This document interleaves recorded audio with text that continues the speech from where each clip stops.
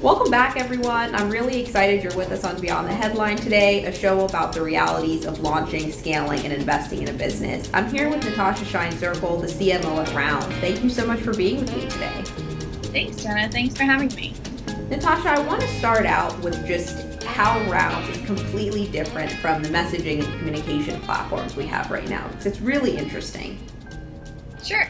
So Rounds is the social communication platform. We basically merge entertainment and communication together. So on Rounds, you can play games, listen to music, watch videos, share photos, and do a whole bunch of interactive things whilst you're video chatting with your friends. We also have the ability to do audio calls and text message, but it's really a place for you to video chat, whether one-on-one or in a group of up to 12 people with your friends, and connect to them just like if you were in the same room.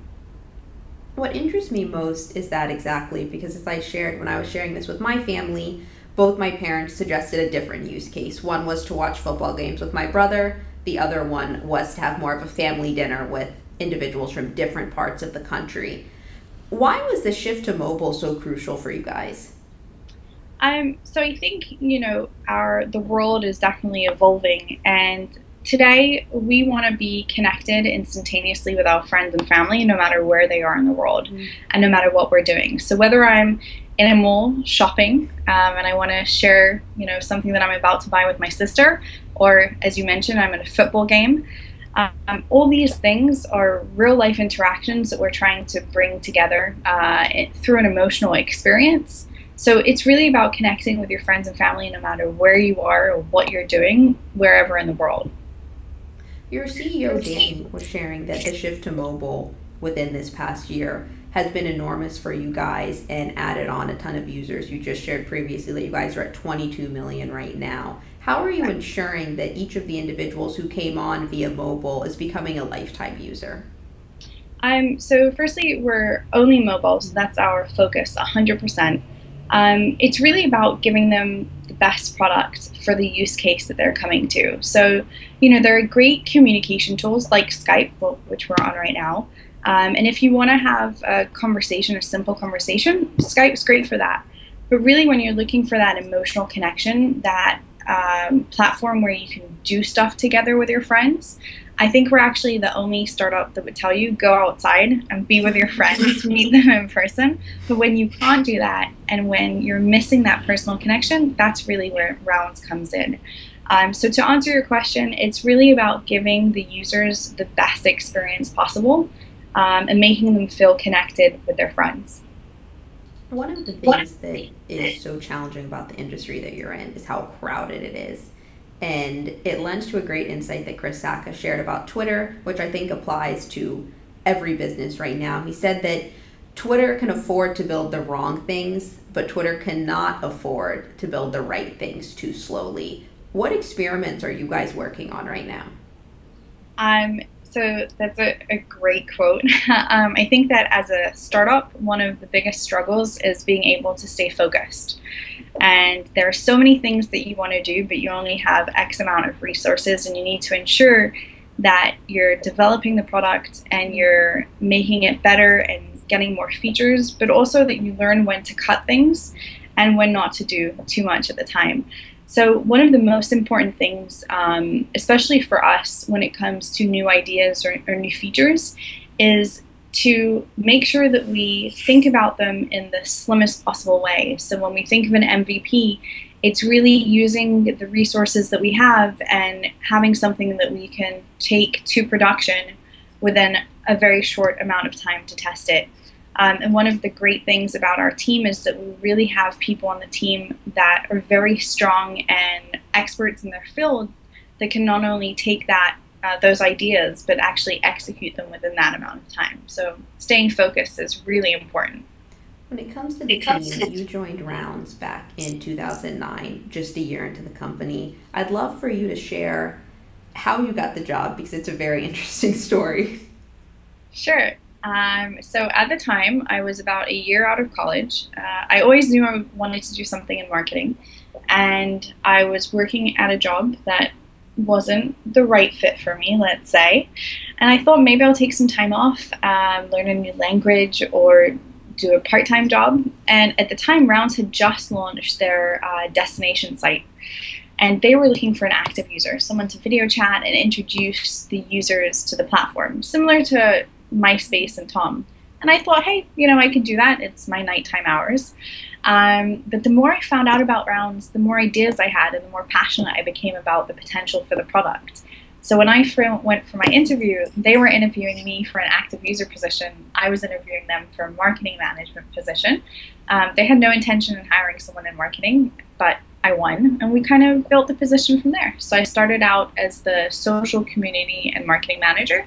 A few years later, became marketing director, and I've been the CMO for quite some time now. I want to dive into your role as CMO because there's so many different parts of the business that you're involved in. What's your favorite part to dabble in? So to be honest, the thing that I love most about my role is that I really get to dabble in so many things. I think that's one of the things that's great about being in a startup. When you're in a bigger company, your role is very specific. It's, you become an expert in one very specific thing, especially in marketing. You could be a content, you can do communications, you can do ads. There are so many things that you can do, but normally you hone a very specific skill. And when you're at a startup, and especially when you're building it from the beginning, you really get to touch upon everything. So I wouldn't say that there's one specific thing that I love the most, but my role is kind of unique in the way that I don't just focus on the marketing, I also do the business development, and I also work very closely with our CEO.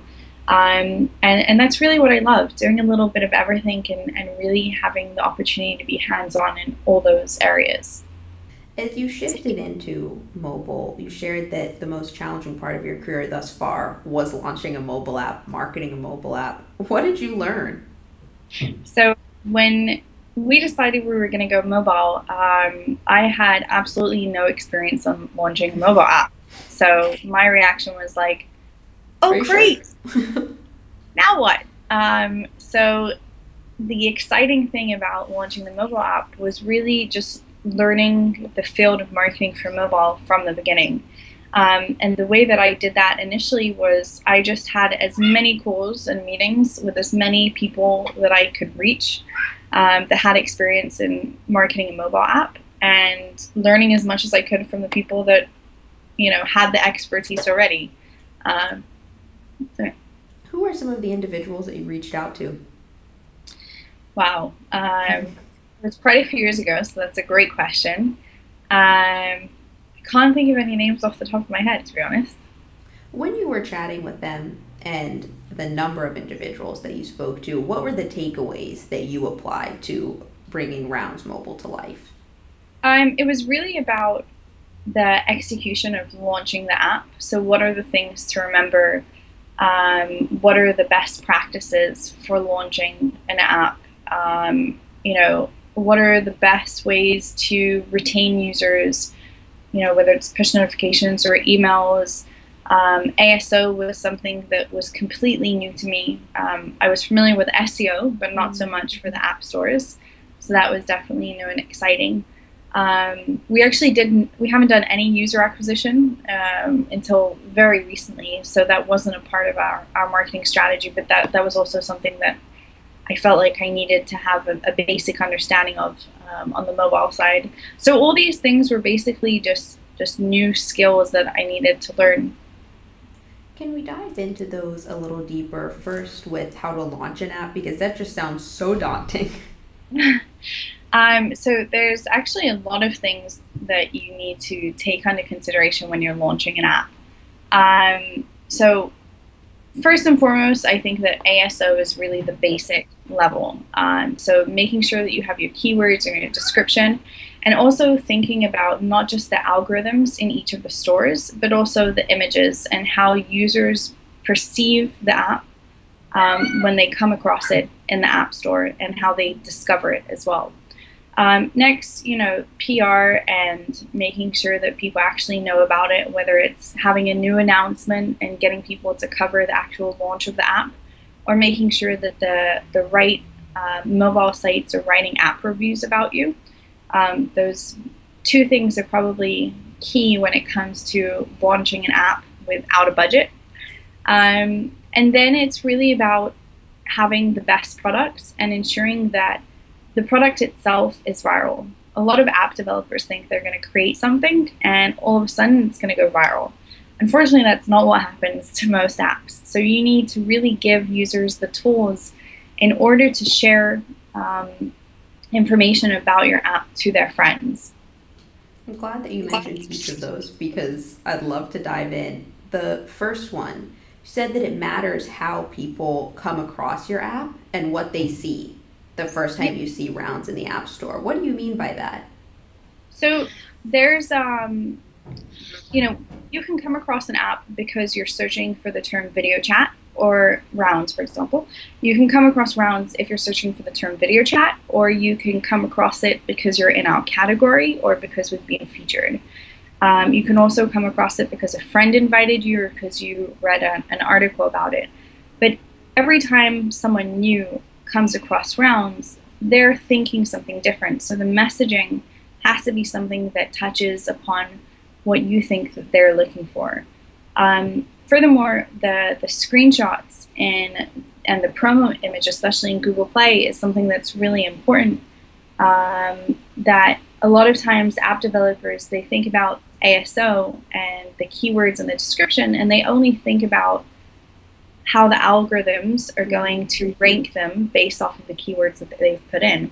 What they don't realize is that, you know, if you look at searching in Google Play, the things that the user sees is they see the promo image, they see a promo description, and the title.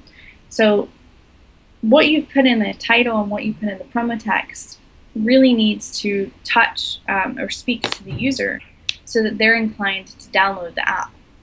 So it's basically just understanding, firstly, your message for the brand, and also being able to convey the emotion that you want the user to feel when they're coming across it. When you were describing rounds, what words do you like to use to differentiate yourselves? So I think that it's easy to say that. It's very hard to execute it and to find the words that really differentiate you. For rounds, what's different about us is that we merge communication and entertainment. So we're not a messaging app. We're not just for video chat. We're the place where you want to do stuff together with your friends. And specifically in the promo text, we found that when you put social attribution like join the millions of people who are having fun and video chatting with their friends, then they might be more inclined to download that than just, you know, video chat and so forth with friends.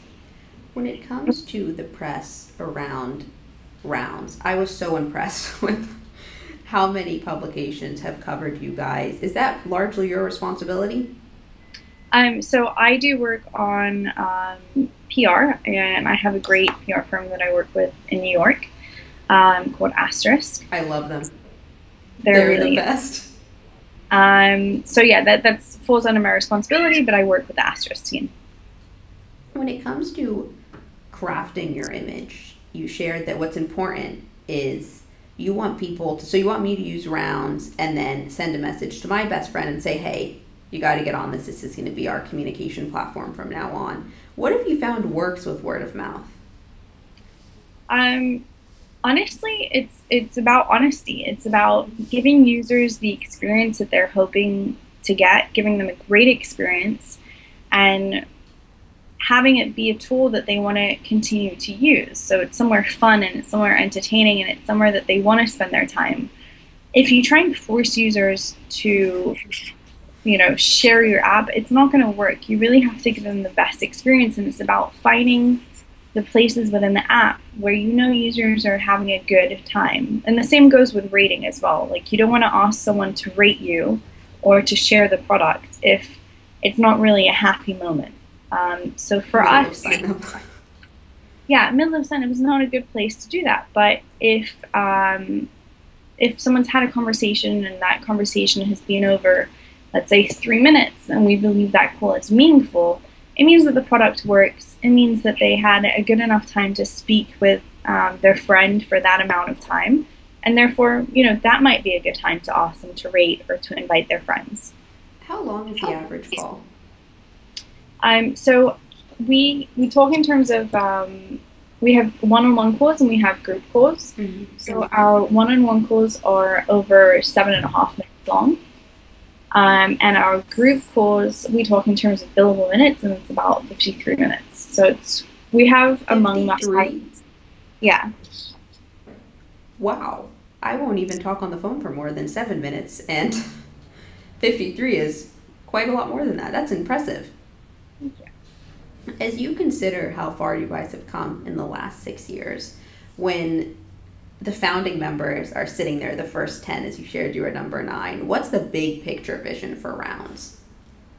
I think that as opposed to other startups that have been around for this amount of time, we've stayed pretty true to our vision, and that is being a place that merges communication and entertainment together, and giving users an emotional experience. So the big vision is the same, is being that social communication platform where you can have the best interactive experience with your friends, no matter what you want to do, no matter where you are, no matter who you want to speak to. When it comes to achieving that, what are some of your team's goals or milestones that you'd like to hit to really hone in? So we do a lot of work on the communication side to ensure that you have HD video quality, that the connectivity is always great, that it's fast and that it's crisp, and that the connection between the users, no matter where they are in the world, because a lot of our users are actually speaking from different places in the world to each other, that if they're playing a game or they're watching YouTube, that the experience is really synchronized as it should be. You don't want to watch a YouTube video and one person to experience a second or 2 seconds later. That's going to kill the video for you. And so even something as simple as YouTube, we have a fighting over the remote synchronized experience. So just like being in your living room and fighting over the remote, if I fast forward the video, it's going to fast forward for us both. If you then stop it, it will stop for us both. And it's completely synchronized experience, both on the communication side and both on the entertainment side. I know you guys are focused on mobile now, but smart TV and virtual reality would be awesome. So just as you move forward, keep those in mind. I would definitely keep them in mind. So one of our investors is Samsung, and never know what will happen in the future. Smart TV, smart TV. When you think about the way the company's grown, as you were just saying, you're 33 team members now. You were number 9. What does that feel like? Honestly, it's really awesome. It's, I've been at Rounds and I've seen the company grow, not just in terms of the team members and the quality of the talent that we bring in and the people that we have right now, but also the evolution of the product, going from web, Google Wave, Facebook, mobile. So it's definitely been a really awesome, interesting ride, and I feel really blessed that our founders are so strong and so amazing, and I've worked very closely, specifically with Danny, in the past few years, and it's really a blessing just to be able to see the transition from a small startup to a little bit of a bigger startup, and everything that's come along the way. For you in particular, you started out focusing on social media. Now you're CMO, leading a huge part of the company. What are you most proud of that evolution? I think that being the CMO of a startup, it's more about, for me, the exciting part is being on the executive management team and really having my hands on everything and being a part of it. So I wouldn't say, there's one specific thing, but we have such a strong team, and especially such a strong management team, from our CTO, Aviv, our CEO, Danny, our co-founder, Danny's co-founder, Ilan, who manages the product. It's just, it's really been amazing and to grow with each of them, and me personally as well. You know, I started working at Rounds when I was much younger, 23, and you know, becoming a professional woman through my experience at Rounds has really taught me a lot. I wanted to shift gears for a couple of minutes and chat about a great insight you had about women in leadership, and it's something that, to be honest, I haven't experienced, so I'd love to learn more so other women don't experience it. You said there's a big feeling of imposter syndrome, and I was surprised that today you would still feel that. Does that happen on a day-to-day still? So it's funny because I'm really active in the Tel Aviv high tech scene, especially for women, and I have this group called High Tech Women in Israel, and we talk a lot about especially the imposter syndrome and different things that we do throughout our career. And it's a very real thing. I learned about it, although it's something that I had felt for a long time, from reading Lean In by Sheryl Sandberg.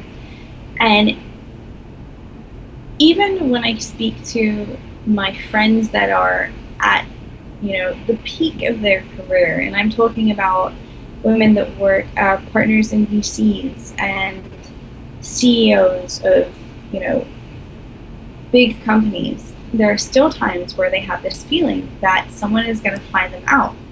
And really, the imposter syndrome is about, no matter where you are in your career, having that feeling like someone else is going to ask you something or is going to find out that you don't really know what you know. And it's this feeling like, well, I can't really explain it, to be honest, but it's as it sounds, like an imposter syndrome. So it is very real. I think that I've been lucky that with every year that comes at Rounds, I feel more confident in myself as a professional and in my skill set. And so I feel it much less today than I ever had. But, you know, I get very nervous speaking on stage or speaking at panels. And I think that those are the moments that it comes to light for me. What advice do you have for women who feel like they're in the same position? So a thing that I found really helped me is I mentor startups a lot, and I love meeting with other startups. I devote about 5 hours a week to meeting with either startups or other professionals that are coming into the field. And I found that by doing that, by sharing your experience and your expertise with other people, it really helps you reflect and shows you how far you've come. So I think that is something that I would, firstly, I truly believe in helping other people, and I believe that, you know, you should try and build this network of like helping each other. But that's definitely helped me as a reflection point in terms of how far I've come in my career. But in general, just, you know, work hard and believe in what you've accomplished for yourself. You don't need validation from anyone else.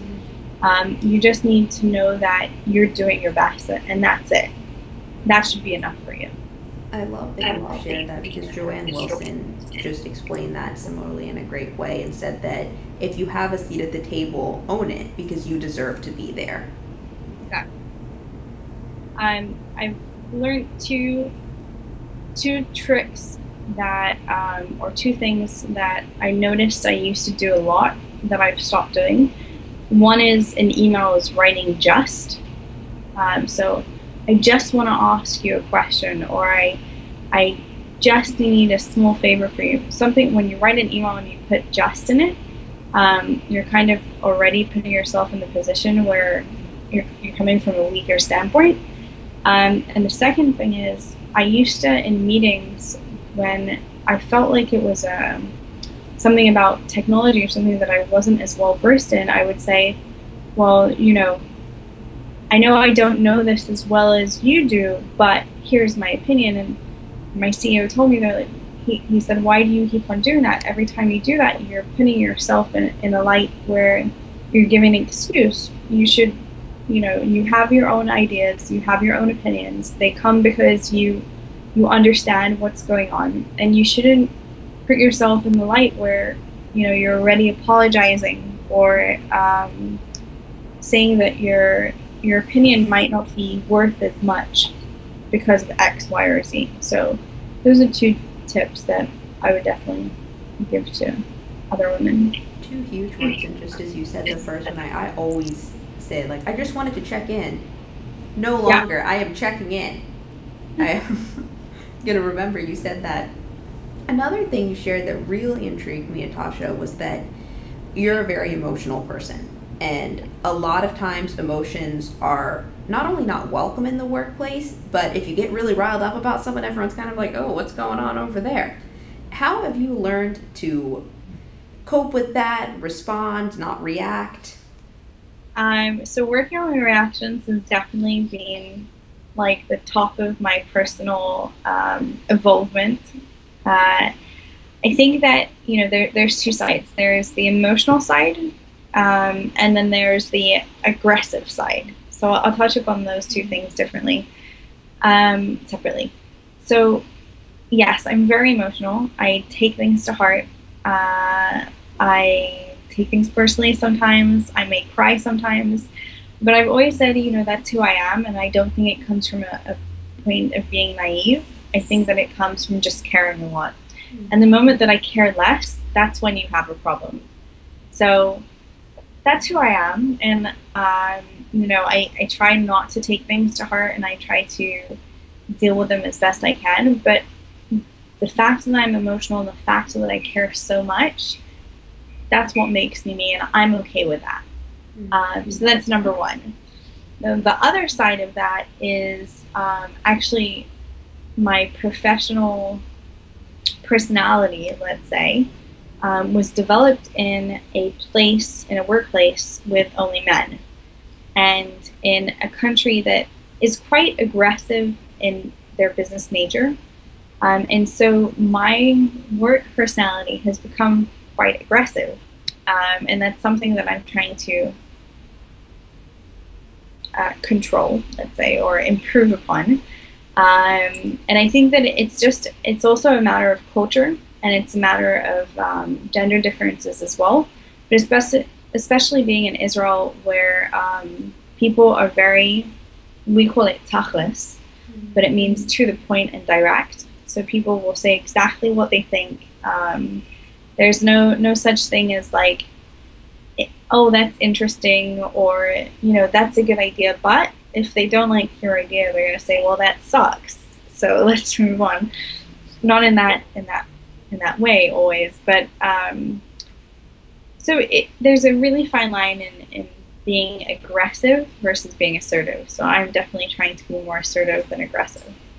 When it comes to the first that you share, sometimes it's just a representation of how much you care. There are certain moments for all of us, and I had one that I was so embarrassed about, where I just freaked out about a slide share, and it was like hyperventilating, and then I took a step back 30 minutes later and I was like, how embarrassing. This is a 20 slide presentation and I am panicking about it. How do you take a step back and say, okay, let me evaluate this situation? So I try not to have regrets, but I do very frequently take a step back and look at either my behavior or how I reacted to something, specifically reactions, because that's one of the things that I'm working on, and just try and understand, what triggered me to react that way, and what can I take from it, and how can I improve upon it the next time.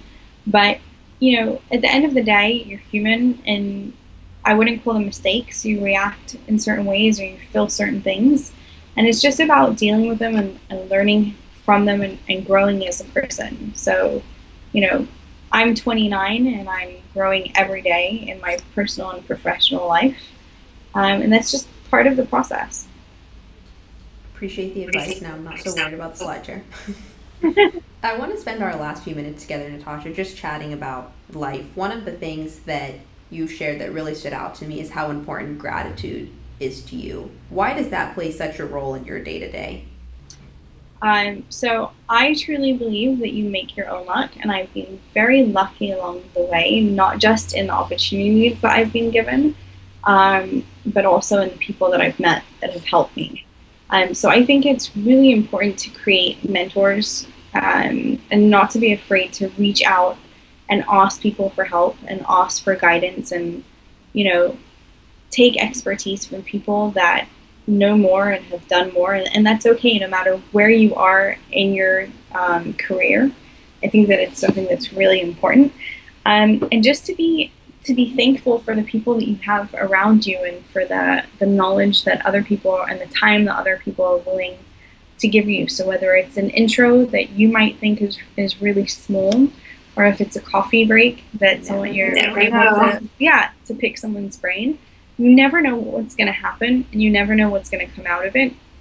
And I just think that you should always be grateful for the people that you meet, whether it's someone just starting out in their career and you're in the position to help them, because you don't know, maybe in 10 years from now or 5 years from now, they're going to be in a position to help you.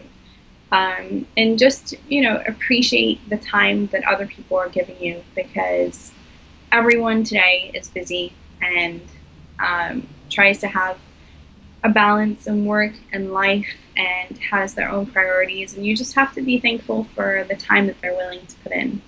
Who are some of your mentors? So I have three specific people in mind. My first was a high school teacher. His name was Hal Steinberg. And I met him when I was in my first year of high school. And he just became like someone that I could always go to and talk to. And he actually became like an adopted father. And him and his wife are very close to my family now. They come and visit us often, and they're basically like my second parents. But he was always there and always guided me. Yeah, always guided me, and was there when I needed any help or had any questions in terms of, career or life in general. The next person was Liat Aronson, and she's played a huge role in my life, personally and professionally. So she was my boss when I was in college. I worked at the Zell Entrepreneurship Program, which is a very well-known program here in Israel for excelled students that want to create a venture. So it's a year-long venture creation program, and I was the program coordinator, and she was the executive director, still is today. But from day one, she kind of took me in, and for me, she is the example of a professional woman that she has 4 kids, amazing work-life balance, really has built a brand for herself, just is doing very well, and she's definitely played a pivotal role in my life. And then Danny, Round's CEO, is the third one. So, I've been working at Rounds for 6 years, and I think that I was so lucky to be in a place where not only that I had passion for the product, but also that I had a team, Danny and Ilan as co-founders, allowed me to grow and allowed me to work so closely with them, and learn from them. And I think that, those opportunities are really priceless. Want to chat about 2 more things, and I'm glad you used the word priceless because it's a great transition. Something that you're super grateful for is a gift that your husband gave you, which was a one-on-one chat with Seth Godin. What was that like? Wow, it was really amazing. It was a surprise as well. So we were on a trip. We were in New York, and we were having lunch somewhere. And we walk into this market, and Seth Godin's sitting there. And he's like, yeah, you're going to meet Seth Godin. We're having lunch with him. I'm like, oh, okay. And so I was very surprised. I felt my husband's amazing, obviously. I felt very blessed. It's a great gift. I think that, that was 4 years ago, and it was a time where, in terms of marketing, marketing and career, I was really looking to get guidance on what was the right thing for me. And his advice was really to not be afraid of anything. And I think that oftentimes we overanalyze things in our head. We see an opportunity in front of us and we ponder all the possible outcomes that could happen rather than going with the flow and saying, it will be okay. And his advice for me was really to just not think too much and to just act and not be afraid, because in the end of the day, the only person who's going to be in your way is you. So I think that was the main takeaway that I got from him. So pretty good one. Very good one. Last question. You're moving to San Francisco in the coming year. What are you most excited about? So I'm definitely super excited about being in San Francisco. I love the city. I absolutely love Tel Aviv. If your readers haven't been here before, you should definitely come and visit, because it's amazing in terms of nightlife and food and the ecosystem and really everything. But in terms of San Francisco, I think that it's just being in a different environment, especially in startups. I think that it's a different caliber of startups, especially in mobile. It's really going to be exciting for me to be in a place where you really understand the trends that are happening as they happen. And you get to meet people as they're coming up and as the momentum is building. So for me, personally and professionally, it's really about, meeting people and getting the word out for rounds. I'm very excited to build our brand there, and I think it's going to be a really, really exciting year. Well, I'm certainly excited to have you on my side of the world. How can everyone start using rounds and share it with their friends? Sure. So start using rounds by just downloading it from either Google Play or the App Store. You can go in, you can search for rounds or rounds video chat, and just download it, start using it with your friends, and spread the love.